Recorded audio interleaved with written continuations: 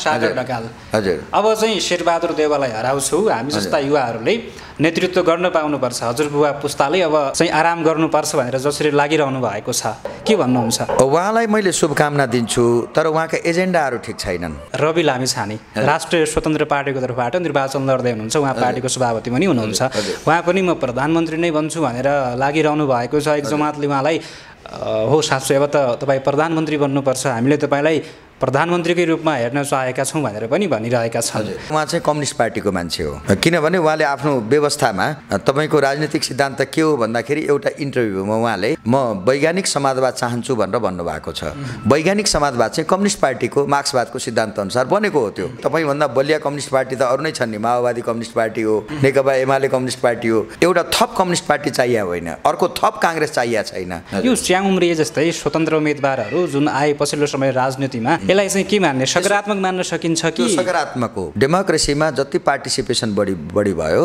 त्यतिकै डेमोक्रेसी बलियो हुन्छ म काठमाडौँलाई सुत्न दिन्छु नसुतेर विकास निर्माण सम्भव छ परिवर्तन सम्भव छ एउटा कुरा तपाईँलाई म यसलाई तपाईँले लिटरली बुझ्नुहोस् माधव नेपालजी हुनुहुन्छ यस्ता मान्छेहरूले यो डेमोक्रेसीलाई बदनाम गर्न चाहन्छन् मलाई यो डेमोक्रेसी प्रिय छ म राख्न चाहन्छु दर्शकवृन्द नमस्कार तपाईँ नजिकको साथी हेर्दै हुनुहुन्छ यति बेला कुराकानीको लागि हामीसँग हुनुहुन्छ डाक्टर गोपीलाल न्यौपाने जो आगामी मङ्सिर 4 गते हुन गइरहेको निर्वाचनमा काठमाडौँ निर्वाचन क्षेत्र नम्बर 5बाट सङ्घीय संसदको लागि स्वतन्त्रबाट सूर्यमुखी फुल चुनाव चिन्ह लिएर निर्वाचन लड्दै हुनुहुन्छ उहाँका चुनावी एजेन्डाहरू उहाँको जित्ने आधार लगायतका विभिन्न विषयमा आज हामी उहाँसँग कुराकानी गर्दैछौँ सर स्वागत छ यहाँलाई धन्यवाद नमस्कार तपाईँ पनि लैलहीमा लागेर राजनीतिमा आउनुभएको कि केही एजेन्डा भिजनहरू पनि बोक्नु भएको छ लैलहीमा होइन यो 33 वर्ष शासन भयो यो बहुदलीय व्यवस्थाको आगमन भएको 33 वर्ष भयो यो 33 वर्षमा हामीले पञ्चायती व्यवस्थाले गर्न नसकेको कुराहरू अथवा पञ्चायती व्यवस्थाले गर्न नचाहेका जस्तै उसले गरिबी घटाउन चाहेन महँगी घटाउन चाहेन रोजगारी सिर्जना गर्न चाहेन असमानता बढेर गएको थियो उसले असमानता घटाउन चाहेन भ्रष्टाचार थियो उसले भ्रष्टाचारलाई नियन्त्रण गर्न चाहेन त्यसैले हामीले पञ्चायती व्यवस्थालाई फाल्यौँ त्यसपछि बहुदलीय व्यवस्था आएको यो 33 वर्ष भयो तर यो 33 वर्षमा पनि अघि नै मैले भनेका न गरिबी घट्यो न असमानता घट्यो न रोजगारी वृद्धि भयो यो देशमा आज प्रत्येक दिन 10,000 नागरिक कामको खोजीमा खाडीमा जान्छन् आज 2300 विद्यार्थी पढ्नको लागि प्रत्येक दिन विदेश पलायन हुन्छन् र लगभग 300 नेपाली बिरामीहरू भारतमा उपचारको लागि भारतमा मात्रै जान्छन् दुःख गरेर कमाएको पैसा भारतका अस्पतालहरूमा खर्च गर्छन् यस्तो स्थितिमा न यहाँको शिक्षा राम्रो भयो न यहाँको स्वास्थ्य राम्रो भयो न यहाँ रोजगारी सिर्जना भयो न गरिबी घट्यो न महँगी घट्यो आज भान्सा हरेकको किचन भान्सा असाध्यै महँगो भएको छ यस्तो स्थितिमा काङ्ग्रेस र कम्युनिस्टले शासन गरेको यो 33 वर्षे जुन काल हो यो समयमा जनताले महसुस गर्न सकेनन् कि मेरो देशमा लोकतन्त्र छ मेरो देशमा प्रजातन्त्र छ जनताको शासन छ र जनताले न्याय पाउँछन् यो देशमा भन्ने अनुभूति जनताले गर्न नपाइसकेपछि हामीले स्थानीय तहमा केही स्वतन्त्रहरूलाई समर्थन गर्यौँ स्वतन्त्रमा उठेका साथीहरूलाई समर्थन गर्यौँ र त्यो समर्थनबाट स्वाभाविक रूपमा स्थानीय तहमा केही कतै कतै हामीले समर्थन गरेका मानिसहरूले पनि जिते र अन्य केही ठाउँमा पनि सम्मानजनक मत ल्याए जो केही स्वतन्त्रहरू उठेका थिए यसबाट हामीलाई के लाग्यो भने कमसेकम एक्जिक्युटिभ पदमा जाँदाखेरि केही गर्छु भन्ने पदमा जाँदाखेरि पद जति त जम्मै यिनीहरूले क्याप्चर गरेका छन् चाहे त्यो सिंहदरबारमा बस्ने ठुला पदहरू हुन् वा तल गाउँ स्तरका नगरपालिका स्तरका पदहरू हुन् ती जम्मै काङ्ग्रेस र कम्युनिस्ट पार्टीले क्याप्चर गरेर बसेका छन् हामीले ती पदहरूमा हस्तक्षेप गर्ने हो भने केही राम्रा कामहरू हुन सक्छ जस्तो लागेर हामीले स्थानीय तहमा पनि केही स्वतन्त्र साथीहरूलाई कसैलाई जिताउन सक्यौँ कसैले सम्मानजनक मत प्राप्त गर्नुभएको छ जस्तो महँगीका कुराहरू यो अवधिमा नागरिकहरूले जुन सरकारको अनुभूति गर्न पाएनन् महँगी बढेको बढे भ्रष्टाचार बढेको लगायत शिक्षा स्वास्थ्यमा देखिएका जुन विकृतिहरू र खास गरी नागरिकहरूले भोग्नु परेका जुन समस्याहरू छन् ती समस्याहरू हामी समाधान गर्छौँ भनेर तपाईँ राजनीतिमा आउनुभयो खासमा त तपाईँ टिचिङ गराउँदै आउनुभएको थियो, डाक्टर मान्छे पनि होइन। अब खास गरी स्थानीय तहको निर्वाचनमा स्वतन्त्रहरू उदाइसके पछाडि केहीले राम्रो काम गरे र हामी पनि गर्न सक्ने रहेछौँ नि, स्वतन्त्र रूपमै भए पनि काम गर्न सकिँदो रहेछ भनेर राजनीतिमा आइरहँदाखेरि तपाईँ बालेन शाहबाट पनि प्रेरित भएको हो भन्न मिल्छ? बालेनजीसँगबाट उहाँलाई मेरो शुभकामना छ। उहाँले राम्रो काम गरिरहनु भएको छ होइन। तर कसैलाई मैले आइडियल मान्नु पर्दैन। अहिले प्रेरणाको स्रोत नमान्ने तपाईँ? होइन, उहाँ मेरो प्रेरणाको स्रोत होइन। मेरो प्रेरणाको स्रोत भनेको मेरो नीति हो। म अहिलेको व्यवस्था जुन गरिब दुब्लाउने नेता मोटाउने, जनता दुब्लाउने नेता मोटाउने जुन कार्य अहिलेको स्थिति छ, म यसलाई बदल्न चाहन्छु। सम्भव छ त्यो? सक्नुहुन्छ? र असाध्यै सम्भव छ। हामी जस्ता मान्छेबाटै त्यो सम्भव छ। किनभने म यो देशबाट गरिबी हटाउन चाहन्छु सदाको लागि। त्यो संसदबाट बिल पास गरेरै त्यो सम्भव हुन्छ होइन, विधेयक पास गरेरै त्यो सम्भव हुन्छ। र प्रत्येक सांसदले विधेयक पेश गर्न पाउँछन्। त्यहाँ छलफल नगराइकन सुख छैन। नेपालको संविधानले त्यसलाई ग्यारेन्टी गरेको छ। म यहाँबाट सदाको लागि गरिबी हटाउन चाहन्छु र त्यसको निम्ति मैले भनेको छु, म बास नभएका घरबार विहीनहरूको निम्ति तराई र पहाड दुवै ठाउँमा जग्गा दिन चाहन्छु र त्यो फ्री सोइल, उनीहरूले पैसा तिर्नु पर्दैन। पैसा तिर्नु पर्दैन त्यो जग्गाको पैसा तिर्नु पर्दैन र त्यो जग्गा जङ्गल क्षेत्रबाट मान्न परेको र नागरिकका लाल पूर्जा नभएका, नागरिकका लाल पूर्जा बाहेकको जुन खुल्ला क्षेत्र छ, त्यस्ता क्षेत्र म सबै जनतालाई, गरिबहरूलाई बाँड्न चाहन्छु। त्यसो गर्दाखेरि तराईमा 2.5 बिघा जमिन एउटा परिवारमा पर्दो रहेछ। हामीले हिसाब गर्दाखेरि लगभग 80 लाख नागरिकसँग, भनौँ न 25,000 घर परिवारसँग नेपालमा जग्गा जमिन छैन। उनीहरू घरबार विहीन छन्, जग्गा विहीन छन्, भूमिहीन छन्।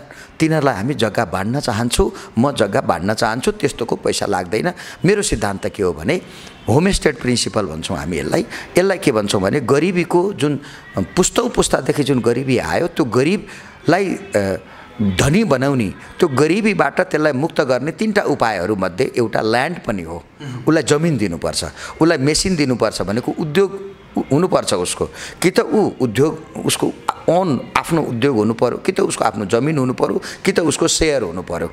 नेपालमा अहिले त्यो गरिबको न सेयर छ न उद्योग छ। भूमिहीनहरूलाई तपाईँले जमिन दिनुहुन्छ? म दिन चाहन्छु, म दिन्छु, कानुन बनाएर दिन्छु। यी फटाहरूको जस्तो निर्वाचनको मुखमा आएपछि लाल पूर्जा वितरण हुन्छ, भोट मलाई हाल, मेरो कुनै त्यस्तो नीति होइन। स्थानीय तहको निर्वाचनमा एकजना उम्मेदवारले हेलिकप्टरबाट बिउ छर्ने लगायतका एजेन्डाहरू ल्याउनु भएको थियो। उहाँलाई हाँसोको पात्र बनाइयो। अब 80 लाख व्यक्तिहरूलाई म जग्गा उपलब्ध गराउँछु भनिरहँदाखेरि तपाईँको यो अभिव्यक्ति, तपाईँको यो एजेन्डा पनि हास्यास्पद बन्ला नि कतै? हुनसक्छ कसैको निम्ति त्यो हास्यास्पद हुनसक्छ। तर त्यसो नगर्ने हो भने नेपालमा गरिबीबाट नेपाल कहिल्यै मुक्त हुँदैन। न तिनीहरूसँग सेयर छ, न उनीहरूको उद्योग छ, अनि उसलाई सेयर पनि नदिने, उसको उद्योग पनि नहुने। भूमिहीनहरूलाई जमिन उपलब्ध गराउने, घर बनाउने कुराहरू त क्रमिक रूपमा सरकारले पनि गरिरहेको छ नि? खोइ त गरेको। अहिले पनि त 80 लाख त रहेछ नि त। मैले भनेको डाटा त छ नि त, राष्ट्र ब्याङ्कले डाटा दिएको छ नि त। तपाईँको प्रमुख एजेन्डा चाहिँ यो पनि हो। प्रमुख होइन, यो एउटा हो। मेरा प्रमुख धेरै एजेन्डा, गरिबी हटाउने। म यो नेपाललाई, हामी बाहिर जाँदाखेरि हामी जतिसुकै सुटेड बुटेड भएर हिँडौँ, एउटा गरिब माग्ने तन्नम देशबाट आएको, हरिकङ्गाल देशबाट आएको नागरिकको रूपमा हाम्रो परिचय यही हो। मैले जतिसुकै पढौँ, म जतिसुकै सेन्ट लगाएर हिँडौँ, जतिसुकै महँगो कार किनौँ, त्यो चाहिँ मेरो परिचय त्यही हो विदेशीको अगाडि। त्यसैले म जुन कलङ्क छ, नेपाल गरिब देश हो, तन्नम हरितन्नम मानिसहरूको देश हो भने जुन कलङ्क छ, त्यो कलङ्कबाट नेपाललाई सदाको लागि मुक्त गर्न चाहन्छु। त्यो मेरो एउटा बिल सामान्य किसिमले म एउटा विधेयक पास गराउँछु त्यहाँबाट, संसदबाट। त्यो विधेयक पछाडि ती 80 लाख नागरिकले जग्गा जमिन पाउँछन्। तर तपाईँ एक्लै जितेर त सम्भव छैन। यहाँ राजनैतिक दलका उम्मेदवारहरू छन्, जित्ने पनि तिनैले हुन्, अधिकांश जस्तो बहुमत भने तिनैहरूको नै हुन्छ होइन।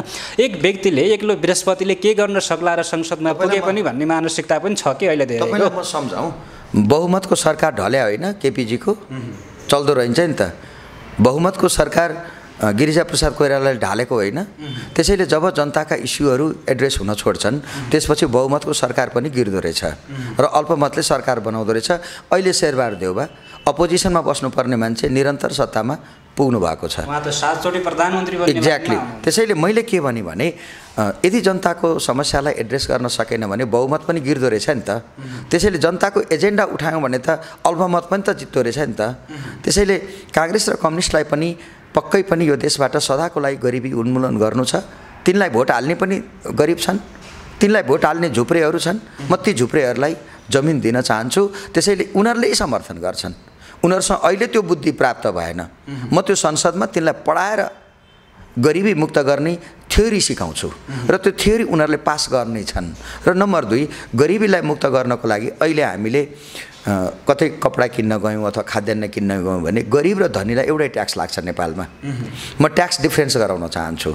धनीलाई तिमी ट्याक्स लगाऊ, उसको इन्कमको आधारमा ट्याक्स प्रोग्रेसिभ ट्याक्सेसन लगाए हुन्छ, तर गरिबलाई ट्याक्स फ्री गरिदेऊ। त्यसो गर्दाखेरि के हुन्छ त भन्दाखेरि गरिबले पनि धनीकै जस्तै लुगा लगाउन सक्छ, गरिबले पनि धनीले खाने रेस्टुरेन्टमा खाना खान सक्छ, गरिबले पनि अनेक कुराहरू उसका आवश्यकताहरू धनीको जस्तै। त्यसो गर्दा इक्वालिटी बढ्छ, इनइक्वालिटी त्यसो गर्दा घट्छ। ऊ देखिँदै तिमी चाहिँ गरिब रहेछौ म धनी रहेछु भनेर देखिनु पर्दैन। गरिबले पनि कार चढ्न सक्छ, गरिबले पनि मोटरसाइकल चढ्न सक्छ। त्यसैले मैले के भने जो मान्छे त्यो गरिबीको रेखामुनि छ त्यो गरिबीको रेखामुनि भएका नागरिकलाई ट्याक्स फ्री गरिदिउँ हैन। त्यसो गर्दाखेरि गरिबी घट्छ। रोजगारी वृद्धि गर्ने मेरा राम्रो धेरै प्लानहरू छन्। म त बिहेभियर इकोनोमिक्सको विद्यार्थी हुँ। अहिले लाखौँ युवाहरू दैनिक रूपमै पनि हजारौँ युवाहरू त्रिभुवन अन्तर्राष्ट्रिय विमानस्थलबाट बाहिरिरहेका छन्। हजुर हो, अमिलो आँसु बगाउँदै बाहिरिरहेका छन्। यदि तपाईँले जित्नुभयो भने त्यो समस्या समाधान गर्न सक्नुहुन्छ त तपाईँले? एकदमै मलाई त्यही भएर सपोर्ट गरिदिनुहोस्। सरकारले गर्न सकेन। निर्वाचनको बेला पनि राजनैतिक दल जुन छन् तिनीहरूको पछाडि युवाहरू नै लागिरहेका छन्। तिनीहरूले जिताउने पनि युवाहरू नै हुन्। भोलिका दिनमा तिनीहरूले पासपोर्ट बोक्दै खाडी मुलुकमा जानुपर्ने बाध्यता छ। यसको अन्त्य होला र भने? एकदमै यसको अन्त्य हुन्छ। मेरो सामान्य हजारौँ प्लानहरू योजनाहरू बेरोजगारी हटाउने घटाउने हजारौँ प्लानहरू छन्। त्यो मध्ये म तपाईँलाई एउटा सेयर गर्छु। मैले काठमाडौँलाई 24 घण्टा खोलौँ भनेर प्रस्ताव गरेको छु। 24 घण्टा संसारका सबै क्यापिटल सिटीहरू सुत्दैनन्, चाहे त्यो साङ्घाई होस्, चाहे टोकियो होस्, चाहे फिलिपिन्स होस्, चाहे न्युयोर्क होस् हैन। ती सबै सहरहरू 24 घण्टा चल्छन् किनभने त्यो क्यापिटल सिटी हो। मैले काठमाडौँलाई 24 घण्टा खोलौँ भनेर प्रस्ताव गरेको छु। यदि त्यो प्रस्ताव जनताले अनुमोदन गरिदिए भने म काठमाडौँलाई सुत्न दिन्छु। नसुतेर विकास निर्माण सम्भव छ, परिवर्तन सम्भव छ। एउटा कुरा तपाईँलाई म यसलाई तपाईँले लिटरली बुझ्नुहोस्। त्यो भनेको के हो भने जस्तै बिहान बेलुका राति 3 शिफ्ट काम चल्छ। 24 घण्टामा 3 शिफ्ट काम चल्छ हाम्रो। 10 घण्टा त पसलहरू, सामान्य पसलहरू भनौँ न ल हैन, पसलहरू खुल्छन्, सरकारी अड्डाहरू खुल्छन् किन हामीसँग कर्मचारी फालाफाल छन्, असाध्यै धेरै छन्। नेपालको कर्मचारीले नेपाल जस्ता 3टा देश चलाउन सकिन्छ। जनशक्ति त छ नि, तर सदुपयोग भइरहेको छैन। त्यही सदुपयोग गर्न चाहन्छु म। काम पाइरहेको अवस्था छैन। त्यही सदुपयोग ब्युरोक्रेसीमा भएका त्यत्रा मान्छेलाई सदुपयोग गरौँ, उनलाई 3 शिफ्ट काम लगाउँ। बिहान बेलुका morning shift, day shift, night shift भनेर 3 शिफ्ट चल्छ। प्रशासन 3 शिफ्ट चल्छ, उद्योग 3 शिफ्ट चल्छ किनभने हामीसँग बिजुली छ। त्यो भारतमा 6 रुपियाँ युनिटको दरले नेपालीलाई 12 रुपियाँको दरले बेच्छ नेपाल विद्युत प्राधिकरणले, भारतीयहरूलाई 6 रुपियाँको दरले बेच्छ। त्यसो गर्नु परेन। नेपालमै हामी कन्ज्युम गरौँ, रातभरि बिजुली फ्लो गरिदिउँ।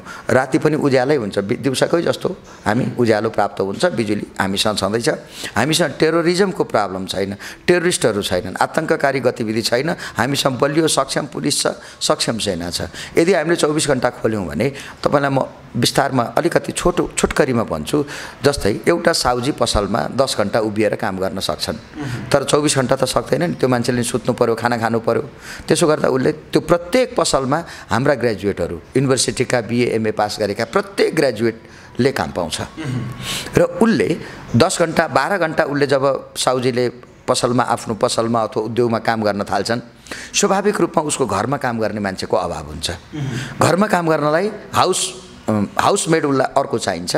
केही मान्छेहरूले हाउसमेडको जब पाउँछन्, उसले घरमा पनि काम दिनु पर्यो, यता पसलमा पनि काम दिनु पर्यो, उद्योगमा पनि काम गर्नु पर्यो। त्यसो गर्दाखेरि रोजगारी अहिले 8 घण्टा 10 घण्टा पसलहरू खोल्दाखेरि, उद्योगहरू खोल्दाखेरि जति रोजगारी सिर्जना हुन्छ, 24 घण्टा खोल्दाखेरि 3 गुणाले रोजगारी सिर्जना हुन्छ।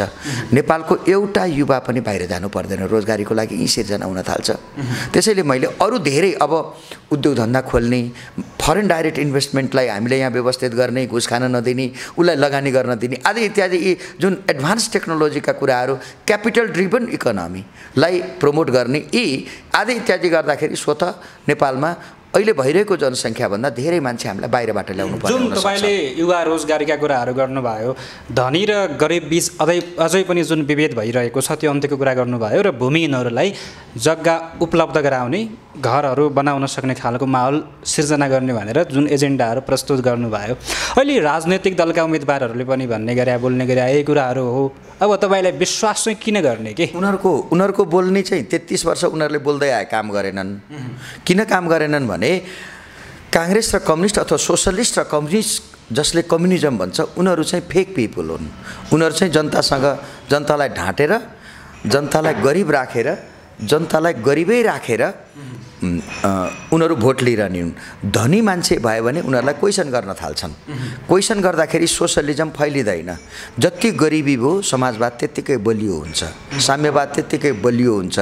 त्यसैले उनीहरू नेपालीहरूलाई गरिब राख्न चाहन्छन्, तसर्थ किनकि उनीहरूलाई समाजवाद बलियो पार्नु छ, साम्यवादमा पुग्नु छ र साम्यवादमा सम्म जानको लागि जनता गरिब हुनु आवश्यक छ। धनी मान्छे समाजवाद र साम्यवादी हुँदैन। त्यसैले उनीहरूलाई गरिब राख्नको लागि, तर भोट लिनको लागि त गरिबी हटाउँछौँ भन्नु पर्यो, तर हटाएनन् नि त। पटक पटक त उहाँहरूले चुनाव जित्नु भएको छ होइन। फेरि मैले भनेको कुनै नयाँ कुरा पनि होइन, सिम्पली जमिनी छ, गरिबी छन्। उहाँहरूको अगाडि पनि छन्, मेरो अगाडि पनि छन्। तर अहिले अब जुन नो नट अगेनको एक अभियान चलिरहेको छ सामाजिक सञ्जालमा, यो अभियानको बारेमा तपाईँको धारणा? मेरो समर्थन छ यसमा। किनभने डेमोक्रेटिक कन्ट्री भने चाहिँ शासनमा दुईचोटि बस्ने हो, 2 टर्म सिस्टम भन्छु म। 2 कार्यकाल प्रणाली हामीले लागू गर्ने हो। म त्यसलाई विधेयक बनाउँछु, विधेयक बनाएरै लागू गर्छु म संसदमा, मैले जितेँ भने। जसले अहिलेसम्म देशको नेतृत्व गरे 2 चोटि, अब तेस्रोचोटि चाहिँ नदोहोरिने, चाहिँ गर्न नपाउने भने। एक्ज्याक्टली हो, त्यो सिस्टमको नाम हो डेमोक्रेटिक सिस्टम। एउटै मान्छेले गर्यो भने त राजतन्त्र भइगयो नि। अहिले त हामी गणतन्त्रमा छौँ। गणतन्त्रमा, राजतन्त्रमा चाहिँ एउटैले नमरन्जेल शासन गर्छ, त्यसको नाउँ चाहिँ राजतन्त्र भयो। अनि गणतन्त्रमा चाहिँ 2 कार्यकाल पछाडि उसले छोड्नुपर्छ। संसारको अभ्यास यही हो, डेमोक्रेटिक एक्सरसाइज यही हो। तर यहाँ त हातभरि औँठी लगाउने, अनिखेरि 7 चोटि मलाई बाबाले प्रधानमन्त्री हुन्छ भने के को निम्ति? त्यसैले एक्ज्याक्टली सबै तपाईँका अहिलेका देखिएका जो मानिसहरू छन् ती सबै 2 चोटि 3 चोटि प्रधानमन्त्री भइसकेका छन्। केपीजी 3 चोटि हुनुभयो, प्रचण्डजी 2 चोटि हुनुभयो, माधव नेपाल बदनाम मान्छे हुन्, उनी 1 चोटि भइसके। भर्खरको युवा सागर ढकाल, हजुर, अब चाहिँ शेरबहादुर देउवालाई हराउँछौ, हामी जस्ता युवाहरूले नेतृत्व गर्न पाउनुपर्छ, हजुरबुवा पुस्ताले अब चाहिँ आराम गर्नुपर्छ भनेर जसरी लागिरहनु भएको छ। तर उहाँमाथि शक्ति परिचालन हुन थाल्यो, उहाँलाई चुनाव प्रचार प्रसारकै क्रममा पनि बन्देज लगाइयो भन्ने समाचारहरू आइरहेका छन्। के भन्नुहुन्छ? उहाँलाई मैले शुभकामना दिन्छु, तर उहाँका एजेन्डाहरू ठिक छैनन्। सागर ढकालको एजेन्डा ठिक छैन। किनभने उमेरको आधारमा राजनीति हुँदैन। राजनीति चाहिँ उमेरले हेर्दैन राजनीतिले। त्यसो भए त सबभन्दा ठुलो डेमोक्रेटिक कन्ट्री भारत होइन, 40 वर्षको भन्दा मुनिको उहाँले भन्नुभएको छ। उहाँले त्यहाँबाट पनि पदच्युत गराइदिनु पर्यो होइन। चीनको राष्ट्रपतिलाई पनि पदच्युत गराउनु पर्यो। 84 वर्षको हुनुभयो जो बाइडन होइन, अमेरिकाको, त्यो पनि पदच्युत हुनु पर्यो। त्यसैले उहाँका एजेन्डा ठिक छैनन्। तर तात्पर्य चाहिँ युवा उमेरले मात्रै भएर हुँदैन, एजेन्डा युवा हुनु पर्यो, भिजनहरू होइन। युवा भने त उमेरको एउटा निश्चित समय हो। त्यो युवा भनेर जसलाई भनिन्छ त्यो एउटा निश्चित समयलाई हामी युवा भन्छौँ। त्यो पार गरेपछि हामी वृद्ध होइन, पाका मान्छे भन्छौँ। त्योभन्दा तललाई बालक भनेर भन्छौँ। जेन्डरको आधारमा, एजको आधारमा, उमेरको आधारमा, जेन्डरको आधारमा, जातको आधारमा राजनीति हुने होइन। राजनीति हुनलाई विवेक चाहिन्छ। विवेक भएको विवेकशील मान्छे मात्रै राजनीतिज्ञ हुने हो। राजनीतिज्ञ र पोलिटिसियन र ब्युरोक्रेसीमा फरक के छ भने ब्युरोक्रेसी चाहिँ कानुनअनुसार चल्छ, राजनीतिज्ञ चाहिँ विवेक अनुसार चल्छ। उसको विवेक इम्पोर्टेन्ट हो, विवेकहीन। त्यसैले मैले यहाँ नेताको बुद्धि नै नभएका मान्छे नेता भए। नेताले कानुन हेर्ने होइन, नेताले त कानुन बदल्ने हो। किनकि उसले चेन्जिङ कन्टेक्स्टलाई एड्रेस गर्ने हो, अनि उसले बनाएको कानुन चाहिँ ब्युरोक्रेसीले लागू गर्ने हो। त्यसैले तपाईँले जुन मान्छे विवेकहीन छ त्यो मान्छेले नेतृत्व गरेर बिग्रेको, उसले म कानुनको शासन ब्युरोक्रेसीबाट आउने हो। ब्युरोक्रेसीले कानुनको शासन जो नेताले बनाउँछ, नेताले पार्लियामेन्टले पास गरेको कानुनलाई ब्युरोक्रेसीले लागू गर्ने हो। त्यसैले सागर ढकालसँग जुन अत्याचार भएको छ डडेलधुरामा त्यो गलत हो, तर सागर ढकालजीले उठाएका एजेन्डा गलत छन्। तर सवाल के हो भने सागरजीको विषयमा मैले धेरै टिका टिप्पणी गर्नु पर्दैन। उहाँले संवैधानिक अधिकार प्रयोग गर्नु भएको छ डडेलधुरामा, होइन? त्यहाँ प्रधानमन्त्रीजीले जुन पावर प्रयोग गर्नुभएको छ त्यो गलत हो। उहाँलाई फ्रिडम, होइन, सागरजीलाई फ्रिडम दिनुपर्छ। तर सागरजीका एजेन्डा छान्ने काम चाहिँ जनताको हो। जहाँसम्म मलाई सागरजीको एजेन्डाको विषयमा छ, उहाँका एजेन्डाहरू उपयुक्त छैनन्। ती एजेन्डाले देशलाई कहीँ पनि गाइड गर्न सक्दैन र उहाँलाई पावरमा अलिकति हङ्ग्री देखिन्छ। म प्रधानमन्त्री हुन्छु भन्दै हुनुहुन्छ। यो संविधानले प्रधानमन्त्री हुनलाई पार्लियामेन्ट्री सिस्टममा मेजोरिटी कमान्ड गर्नुपर्छ। जुन छ संविधानमा जुन कुराहरू उल्लेख छ यो नबुझेरै उहाँले म प्रधानमन्त्री बन्छु भनेर भनिरहेको यस्तालाई उहाँमा अलिकति मेगालोमेनिया छ। मेगालोमेनिया भनेको साइकोलोजीमा एउटा टर्म छ। मेगालोमेनिया भने चाहिँ सबै कुरो पावरमै देख्ने। जसरी अरू नेताहरू पावर बिना बस्न सक्दैनन्, त्यस्तै हामीले पावर हङ्ग्री हुने होइन। जनताको सेवा गर्न पावर चाहिन्छ भन्ने केही छैन, होइन? जनताका प्रतिनिधि भएर काम गर्न सक्छौँ हामी। त्यसैले पावर त समयले पुर्याउँछ, समयले पुर्याउँदैन। हामीलाई जे प्राप्त हुन्छ त्यसमा हामीले चित्त बुझाउनुपर्छ। जनताले जहाँ राख्छन्, प्रधानमन्त्रीको पदमा पुर्याउँछन्, जनताको राइटको कुरो हो। सांसद गराउँछन्, जनताको राइटको कुरो हो। सांसद हराउँछन्, जनताको राइटको कुरो हो। त्यसैले जनताले तिमी कहाँ बस भन्छ, हामी त्यहीँ बस्ने हो। एक अर्को व्यक्ति रवि लामिछाने राष्ट्रिय स्वतन्त्र पार्टीको तर्फबाट निर्वाचन लड्दै हुनुहुन्छ। उहाँ पार्टीको सभापति पनि हुनुहुन्छ। उहाँ पनि म प्रधानमन्त्री नै बन्छु भनेर लागिरहनु भएको छ। एक जमातले उहाँलाई हो साँच्चै अब त तपाईँ प्रधानमन्त्री बन्नुपर्छ, हामीले तपाईँलाई प्रधानमन्त्रीकै रूपमा हेर्न चाहेका छौँ भनेर पनि भनिरहेका छन्। अब रविको बारेमा मेरो कुनै टिप्पणी छैन। उहाँले पार्टी खोल्नु भएको छ र उहाँ चाहिँ कम्युनिस्ट पार्टीको मान्छे हो। किनभने उहाँले आफ्नो व्यवस्थामा तपाईको राजनीतिक सिद्धान्त के हो भन्दाखेरि एउटा इन्टरभ्यूमा उहाँले म वैज्ञानिक समाजवाद चाहन्छु भनेर भन्नुभएको छ। वैज्ञानिक समाजवाद चाहिँ कम्युनिस्ट पार्टीको मार्क्सवादको सिद्धान्तअनुसार बनेको हो त्यो। त्यसैले यदि उहाँ वैज्ञानिक समाजवाद मान्ने हो भने उहाँको घोषणापत्रमा त्यस्तो कुनै इजम देखिएको छैन।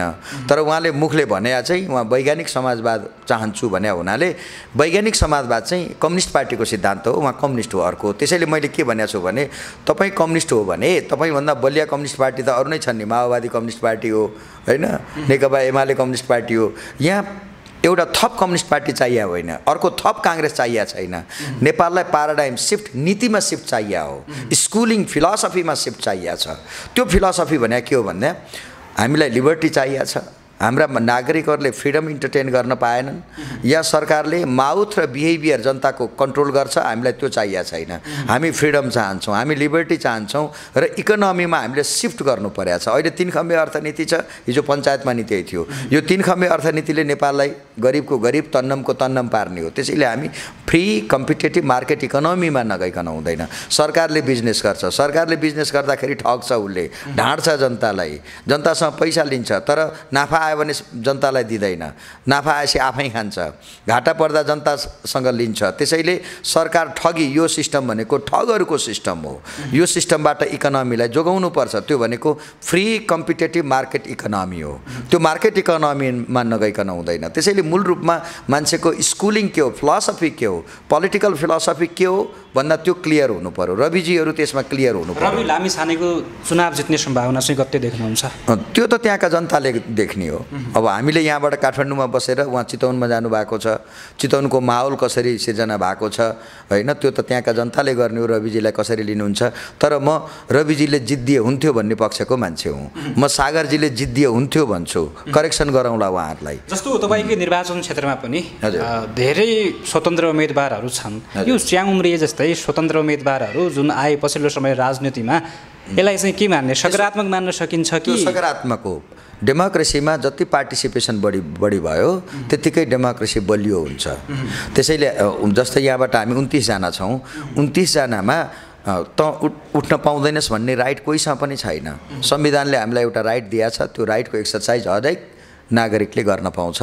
त्यसैले मेरो आग्रह के हो भने मतदाता हामी 70,000 मतदाता रहेछौँ। मतदाता चाहिँ शिक्षक हुन्। अहिले त्यसमा तपाईँले कति मत पाउने? हामी विद्यार्थी हौँ। हामी 29 जना विद्यार्थी हौँ र 70,000 चाहिँ शिक्षक रहेछन्। तपाईँले कति मत पाउनु? म आउँछु, तपाईँको ठ्याक्कै आउँछु। 70,000 शिक्षकले 29 जना विद्यार्थीको कपी जाँचेर एउटालाई पास गराउनु पर्यो, बाँकीलाई फेल गराउनु पर्यो। त्यो भनेको के हो? उसको घोषणापत्र, होइन? आधार सहितको घोषणापत्र। जस्तै यहाँ हावादारी कुरा गर्ने त थुप्रै आए, हैन, त्यो चाहिँ मतदाताले छुट्याउनु पर्यो। त्यसैले कन्सस मतदाता भएको ठाउँमा मात्रै डेमोक्रेसी टिक्ने हो। भोज खाएर दिनका दिन अहिले भोज चलेको छ हरेक पार्टी प्यालेसमा। काङ्ग्रेस र कम्युनिस्टको भोज मेरो आग्रह छ, यो भोज खुवाएर मत लिनेहरू अपराधी हुन्, यिनीहरू डेमोक्रेसीका विरोधी हुन्। भोज खाएर मत नहाल्नुहोस् भन्न चाहन्छु म जनतालाई। पैसा बाँड्छन् अब यिनीहरूले यो मौन अवधिमा हेरिरहनु होला, यो पैसा नलिनुहोस्। पैसाको सलखिल हुन्छ है अब राजनीतिमा। एकदम बुथ क्याप्चर गर्छन् यिनले, हेरिरहनु होला, त्यहाँबाट जोगाउनुहोस्। र तपाईँलाई चाहिने तपाईँ फ्युचर यदि काङ्ग्रेस र कम्युनिस्टलाई फेरि 5 वर्ष शासनमा पुर्याउनु भयो र म टाइपका मान्छे संसदमा जान पाएनन् भने नेपालमा अझ फ्रस्ट्रेसन बढ्छ। यो फ्रस्ट्रेसनले यो व्यवस्था जान्छ, किनभने यो व्यवस्था चाहिँ सेनाले टिकाउने होइन, मल्टिपार्टी डेमोक्रेसी चाहिँ सेनाले टिकाउने होइन, पुलिसले टिकाउने होइन र नेताले पनि टिकाउने होइन। यो व्यवस्था चाहिँ जनताले टिकाउने हो। जति जनता फ्रस्ट्रेटेड हुन्छन् यो व्यवस्थाप्रति त्यत्तिकै यो व्यवस्था धाराशायी हुन्छ। त्यसैले त्यो फ्रस्ट्रेसनको भेन्टिलेसन गर्नको लागि पनि नेताहरूले काङ्ग्रेस र कम्युनिस्टले गरेको अपराधपूर्ण गतिविधिलाई संसदमा रोक लगाउनको लागि पनि क्षेत्र नम्बर 5 ले मलाई सेलेक्ट गर्नुपर्छ र म जान्छु। र काङ्ग्रेस र कम्युनिस्टले गरेको अत्याचार, किनकि मेजोरिटीमा त उहाँहरू हुनुहुन्छ र अब बन्ने प्रधानमन्त्री पनि कि त शेरबहादुर देउवा बन्नु होला, कि केपी ओली बन्नु होला, कि प्रचण्डजी बन्नु होला। यिनै 3टा पात्र जो अलरेडी टेस्टेड छन्, पटक पटक फेल भएका पात्र यिनीहरू नै हुने हुन्। अबको संसद हङ पार्लियामेन्ट हुने स्थिति छ। त्यसो गर्दा अब यिनीहरूले सांसद किनबेच गर्छन्। जसरी त्यसमा शेरबहादुरजीलाई ठुलो अनुभव छ, उहाँ पहिला पनि सांसद किनबेच होइन, सुरा सुन्दरी काण्ड उहाँले चलाएकै हो। त्यसमा उहाँ अनुभवी हुनुहुन्छ र त्यो डेमोक्रेसी उहाँले चलाउन नसकेर ज्ञानेन्द्र, त्यतिखेरको तत्कालीन राजा ज्ञानेन्द्रको पाउमा सुम्पेकै हुन्। माधवजी पाउमा ढोगेकै हुन्। प्रतिगमन सचिव मलाई प्रधानमन्त्री बनाइदिनुहोस् भनेर निवेदन हाल्ने मान्छे त त्यतिखेर नेकपा एमालेका नेता, अहिले अर्को पार्टीको अध्यक्ष हुनुहुन्छ, माधव नेपालजी हुनुहुन्छ। यस्ता मान्छेहरूले यो डेमोक्रेसीलाई बदनाम गर्न चाहन्छन्। मलाई यो डेमोक्रेसी प्रिय छ, म राख्न चाहन्छु। त्यसैले यो डेमोक्रेसीले नै गरिबको हित गर्नुपर्छ। संसारको सबभन्दा उत्तम डेमोक्रेसी हामीसँग छ। यो डेमोक्रेसीले गरिबको हित गर्नुपर्छ। यो डेमोक्रेसीले रोजगारी सिर्जना गर्न सक्छ। यही डेमोक्रेसीले असमानता घटाउन सक्छ र यही डेमोक्रेसीले महँगी घटाउने हो। यही डेमोक्रेसीले तपाईँको भ्रष्टाचार घटाउँछ। किनभने बहुदलीय प्रजातन्त्र भनेको चाहिँ तपाईको ट्रान्सपरेन्सी खोज्ने सिस्टम हो, यो ओपन सोसाइटी खोज्ने सिस्टम हो, यो एकाउन्टेबल सिस्टम हो, यो राजनीतिमा मोरालिटी भएका मान्छेले चलाउने व्यवस्था हो यो। त्यसैले मैले आम नागरिकलाई मेरो आग्रह के छ भने काङ्ग्रेस र कम्युनिस्टमा नैतिकता छैन। यिनीहरू षड्यन्त्रमा विश्वास गर्छन्, कन्स्पिरेसी थ्योरीमा विश्वास गर्छन्। षड्यन्त्रबाट विश्वास गर्ने मान्छेले मल्टिपार्टी डेमोक्रेसी चलाउन सक्दैन। त्यसैले डेमोक्रेसीले, हाम्रो प्रजातन्त्रले एउटा चरित्र बोक्यो अनि शासन सत्तामा बस्नेहरूको चरित्र ठिक्क विपरीत छ। त्यसैले ती नेता र व्यवस्थाको चरित्र मिलेन र यो व्यवस्थाले डेलिभरी गर्न सकेन। त्यसैले यो डेलिभरी किन गर्न सकेन? 33 वर्ष किन हामी बदनाम भयौँ? आज हेर्नुहोस् त छिमेकी भारत कहाँ पुग्यो। संसारको साइनिङ इकोनोमी बढ्दैछ। उत्तरतिरको चीन संसारको बजार क्याप्चर गर्छु भन्दैछ भने यत्रो ठुलो जनसङ्ख्या भएको, दुईतिर जनसङ्ख्या भएको होइन, त्योभन्दा बेटर डेमोक्रेसी हामीसँग छ। तर उनीहरू चाहिँ साइनिङ गरिरहने, उनीहरू अगाडि बढेको बढै गर्ने र नेपाल चाहिँ क्रमशः पछाडि फर्किरहने। यो किन भयो त भन्दाखेरि व्यवस्था हामीले राम्रो ल्यायौँ, तर यसलाई सञ्चालन गर्ने जुन सञ्चालकहरू छन् तिनीहरूको स्कुलिङ गलत छ। तिनीहरू गलत मान्छे हुन्, उनीहरू अनैतिक मान्छे हुन्। अनैतिकको हातमा यो डेमोक्रेसी चल्दैन। त्यसैले मैले भनेको छु म जस्ता मान्छे, म जस्ता मान्छे अनि मैले लिने नीतिले चाहिँ यो व्यवस्था राम्रोसँग चल्छ। काठमाडौँ निर्वाचन क्षेत्र नम्बर 5 जहाँ एमालेका महासचिव ईश्वर पोखरेल निर्वाचन लड्दै हुनुहुन्छ, सत्ता गठबन्धनको तर्फबाट प्रदीपजी हुनुहुन्छ। अब उहाँहरूलाई त भीमकाय रूपमै हेरिएको छ होइन, प्रतिस्पर्धा हुने भनेकै दुईजनाको बिचमा हो भनिएको छ। खास गरी स्वतन्त्रहरूलाई चाहिँ हेरिएकै छैन नि। यो टोटालिटेरियन माइन्डसेट हो, यो कम्युनिस्टहरूको माइन्डसेट हो, यो समाजवादीको माइन्डसेट हो। किनभने उनीहरू जे छ अरूले खोस्ला खाइरहेको चिज कसैले खोस्ला भनेर बडो पीडित छन्, डराइरहेका छन् उनीहरू। हामी तिनीहरूले जुन जसरी देशमाथि अत्याचार गरेका छन् त्यो अत्याचारबाट देशलाई मुक्त गर्न चाहन्छौँ। त्यसैले स्वाभाविक रूपमा हामीसँग डराएको हुनुपर्छ। तर मेरो आग्रह जनतालाई, आम नागरिक क्षेत्र नम्बर 5 का आम नागरिकलाई के आग्रह हो भने तपाईँ ईश्वर पोखरेललाई जिताउनुहोस्। परम्पराको निरन्तरता हो त्यो। उहाँले हिजो पनि जित्नु भएको थियो, प्रधानमन्त्री, उपप्रधानमन्त्री, रक्षा मन्त्रालय टिकाउन सक्नु भएन उहाँले। उहाँकै सम्मानित प्रधानमन्त्री केपीजीले उहाँलाई हटाउनु भएको हो। त्यसैले उहाँ त पटक पटक असक्षम, असफल मान्छे हो र संसदमा उहाँ केपीजीले बोलेको कुरोमा ताली पिट्न जाने हो। गठबन्धनको उम्मेदवारलाई र गठबन्धनका उम्मेदवार पनि उहाँ अपर्चुनिस्ट मान्छे हो। उहाँ एक ठाउँमा निर्वाचन लड्नुभयो, कतै काठमाडौँ बाहिर तनहुँतिर, उहाँ त्यहाँ चुनाव हार्नुभयो। चुनाव हारेपछि काठमाडौँमा उहाँले कतैबाट होइन ठेलठाल गरेर टिकट पाउनुभयो र उहाँ अवसरको खोजी गर्दै हिँड्ने मान्छे हो। अवसरवादी हो उहाँ। एकदम उहाँ चाहिँ शुद्ध अवसरवादी हो। उहाँको भोटर लिस्टमा नाम छैन यहाँ। जसले आफ्नो चुनाव चिन्हमा भोट हाल्न पाउँदैन त्यो मान्छेले चुनाव जित्ला। अनि त्यो मान्छेले चुनाव जितेर यहाँका जनताको लागि गर्ने के हो? हाम्रो मुहान पोखरी, जसको उहाँलाई यहाँ मुहान पोखरीदेखि कालो पुलसम्म जुन हाम्रो क्षेत्र हो, त्यो क्षेत्रका जनताले हो काङ्ग्रेस र गठबन्धनका मान्छेहरूले चिन्लान् उनलाई। अहिले शुद्ध उहाँलाई मत दिएर उहाँको कुनै साइनो नै छैन यो क्षेत्रमा, त्यस्तो मान्छेलाई मत दिएर अनि भोलि के गर्ने हो? त्यसैले पुरपुरोमा हात राख्नु बाहेक केही पनि छैन। त्यसैले यो क्षेत्रका आम मतदाताहरू, काङ्ग्रेसका साथीहरूले पनि बुझ्नुहुनेछ। मङ्सिर 4 गते पछाडि ईश्वर पोखरेलको भविष्य के? उहाँलाई के फरक पर्छ र? कम्युनिस्ट पार्टीको उहाँ वरिष्ठ सेकेन्ड म्यान हो। अहिले पनि सेकेन्ड म्यान हो। उहाँ चुनाव हारेपछि पनि उहाँ सेकेन्ड म्यान हुने हो होइन? किनभने कम्युनिस्ट पार्टीमा चाहिँ जनताको लोकप्रियता हेरिँदैन होइन, त्यहाँको पद पाउनको लागि। त्यो त हाम्रो केपीजीलाई जसलाई मन लाग्यो त्यसलाई त्यही पद बाँड्ने हो। उहाँले केपीजीको भक्त हुन्जेल बाँड्नुहुन्छ पद, उहाँले पाइरहनुहुन्छ, स्याबासी पाइरहनुहुन्छ। 70,000 मतदाताहरू छन् भन्नुभयो। हजुर। देशमा तपाईँको मत चाहिँ कति हो? मैले अघि पनि सोधेँ तपाईँलाई। हजुर, ठिकै सोध्नुभयो तपाईँले।